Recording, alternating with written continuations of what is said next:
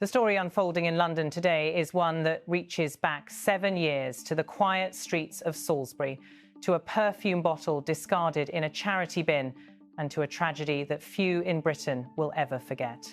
It is a story that begins with an attempted assassination and ends with a government making one of its most forceful condemnations yet of Russia's intelligence apparatus.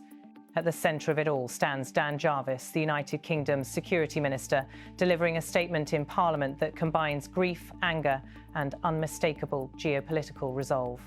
As Jarvis rises to speak before the chamber, the atmosphere carries the weight of a verdict years in the making.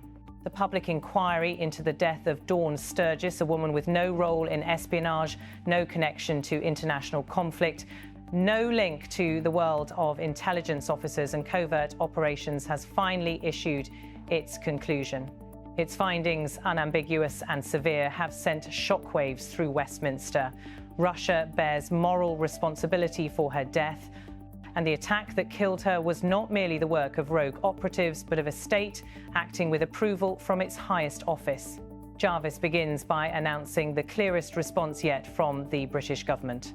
As he puts it in his statement, the government is going further. He explains that the Foreign Secretary has now imposed an additional cost on the Russian regime by sanctioning the GRU under the Russia sanctions regime, along with several associated individuals. The GRU, Russia's military intelligence service, has been tied to hostile operations on European soil for years, but rarely has a single incident laid bare the consequences so vividly and so devastatingly. The sanctions announced today target 8 GRU officers under the UK's cyber sanctions framework and 3 more individuals directly linked to Russian hostile activity across Europe. Jarvis makes clear that this response is not symbolic but punitive and strategic. The Security Minister goes on to say something that carries even more diplomatic weight. We are also summoning the Russian ambassador to hold Russia to account for its responsibility for the tragic death of a British citizen. Summoning an ambassador is not a casual action. It is one of the classic tools of statecraft used to signal disapproval, demand explanations, or draw red lines. In this case, it communicates the UK's judgment that the events in Salisbury were not simply an attack on 2 individuals, but an attack on British sovereignty. For members of the public who may only recall fragments of the Salisbury case, the hospital images, the police cordons, the hazmat suits, the word Novichok dominating headlines, Jarvis's speech serves as both a reminder and a reckoning. He recounts the inquiry's central findings: that those involved in the attempted assassination of former Russian double agent Sergei Skripal were morally responsible for Dawn's death, and that deploying a highly toxic nerve agent in a busy city was an astonishingly reckless. It is the strongest official language used by CAPI, any British authority to date, and it reflects a shift from the caution of earlier years toward a more assertive and confrontational stance. Perhaps the most consequential line comes when Jarvis quotes the inquiry's chairman, who concluded that the operation must have been signed off at the highest level of the Russian state, including President Putin. It is not every day that a British minister stands in Parliament and states clearly, publicly, without diplomatic varnish, that the president of a nuclear-armed nation approved an operation that resulted in the death of a British civilian. This is not an inference. It is the official, published judgment of a public inquiry, and Jarvis ensures the House understands its gravity. From here, the Security Minister transitions into the broader context, a reminder that Salisbury was not an isolated event, but one chapter in a longer confrontation between Russia and the United Kingdom. He outlines what he calls the acute threat that Russia poses to the United Kingdom and to our national security. He lists the patterns: the assassination of Alexander Litvinenko nearly 2 decades ago, the use of radioactive polonium, then Novichok, espionage operations targeting sensitive institutions, cyber attacks aimed at critical infrastructure, arson incidents linked to Russian proxies, and even interference campaigns directed at British parliamentarians. His message is straightforward. This is not history repeating itself by accident, it is strategy. What makes this moment particularly potent is not merely the words Jarvis speaks, but the convergence of his message with the inquiry's findings. Together, they form a narrative of escalation, one in which Russia has pushed boundaries for years and in which the UK now feels compelled to respond with increased firmness. Jarvis emphasises that the inquiry has been clear in its findings on responsibility, and we must respond equally unequivocally. It is an insistence that Britain cannot afford to drift into passivity, nor can democracies ignore attacks that utilise chemical weapons tools banned internationally for decades and recognised as weapons of mass destruction. The story of Dawn Sturgess is tragic, precisely because she was not the intended target. She was a mother, a daughter, a woman living an ordinary life.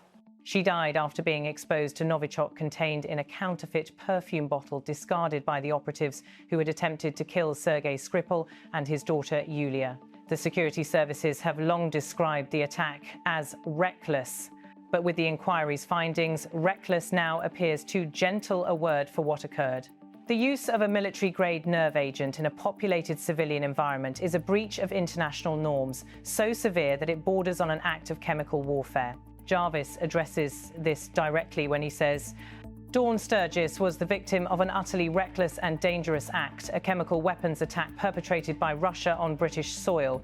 He adds that while the pain and suffering this has caused can never be erased, the UK has a moral obligation to honour the memory of Dawn. Sturgess, stand up for truth and justice and ensure the safety of everyone in our country. In the chamber, the mood is solemn. The words hang heavily.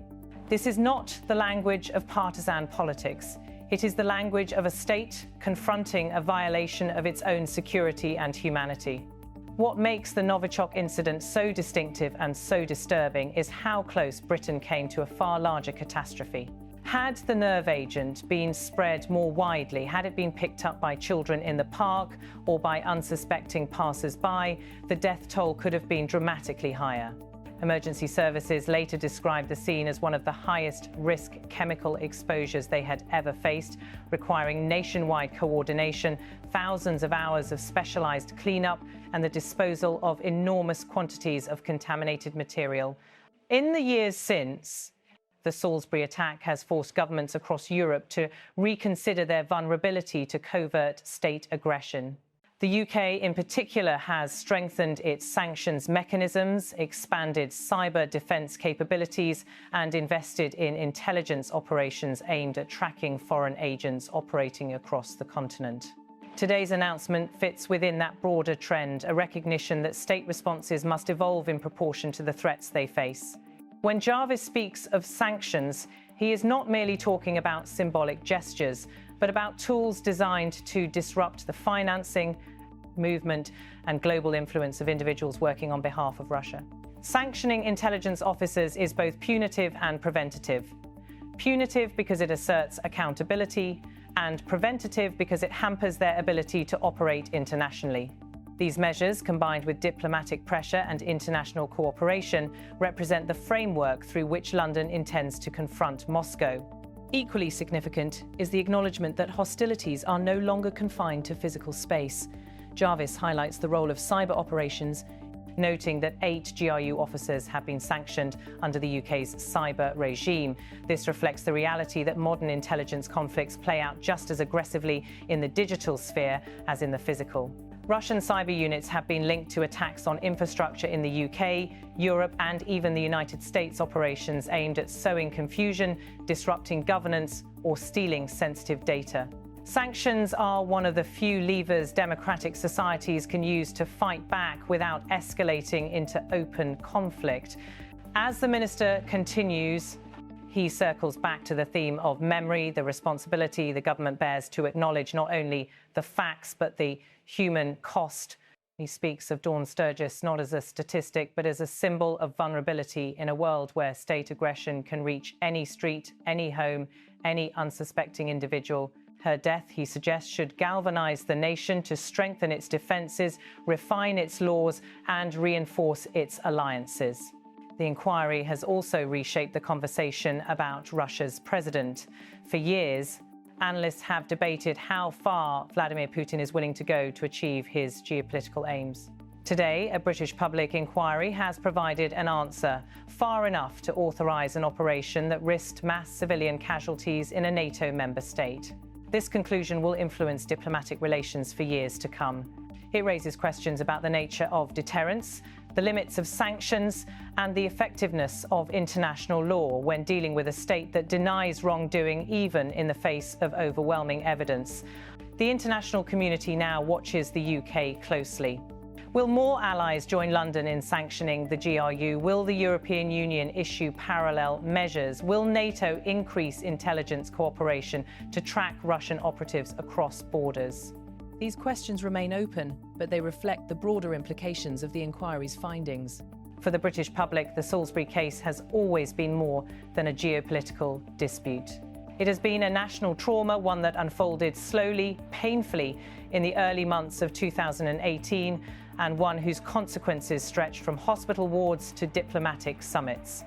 The death of Dawn Sturgess became the focal point of a debate about state accountability, international law, and the safety of citizens in a world where invisible threats may appear in the most ordinary settings.